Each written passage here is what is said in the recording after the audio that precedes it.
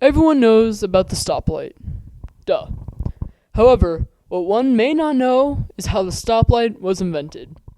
This is a brief, completely 100% accurate description of how this happened.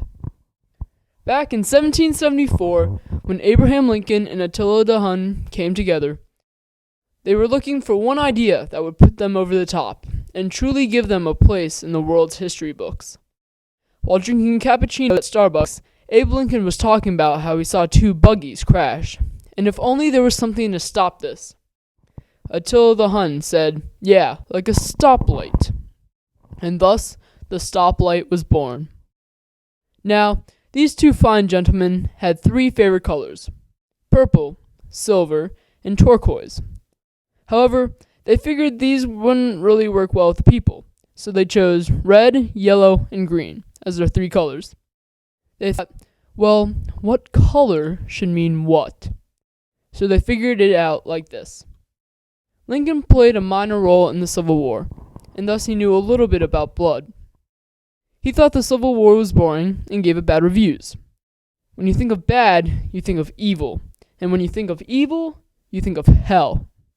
Hell has fire, and people associate fire with warmth. People also associate orange with warmth. And orange is a lighter shade of red, and there's both an O in orange and stop. So of course, red is stop. Simple, right? Then they came to yellow. This was a bit harder for them. They had to think for a while. Then Attila came up with it. Yellow is the color of bees, and bees are bugs.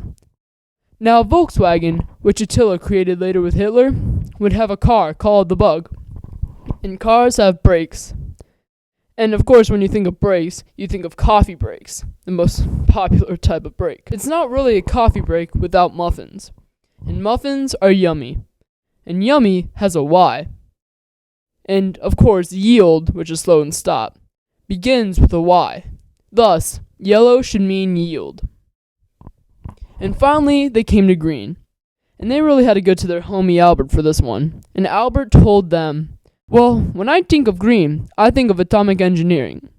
And so they thought, well, there's an O and a G in atomic engineering. And when you put O and G together, you get, you guessed it, OG. And of course, when you reverse OG, you get go. And thus, once more, green meant go, and the stoplight was born.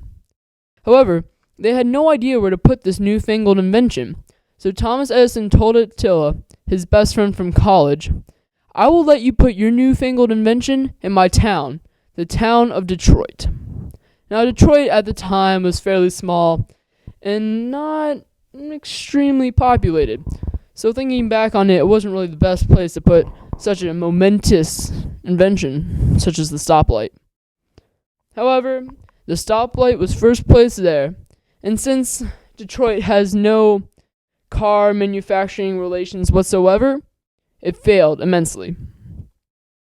It wasn't until Stonewall Jackson came 47 years later and saw that stoplight. He thought, this is nifty, and took the idea. And since Stonewall Jackson was the most loved general in the U.S. South African War, everyone agreed with his new stoplight idea. And that is how the stoplight became popular. And don't let anyone tell you different.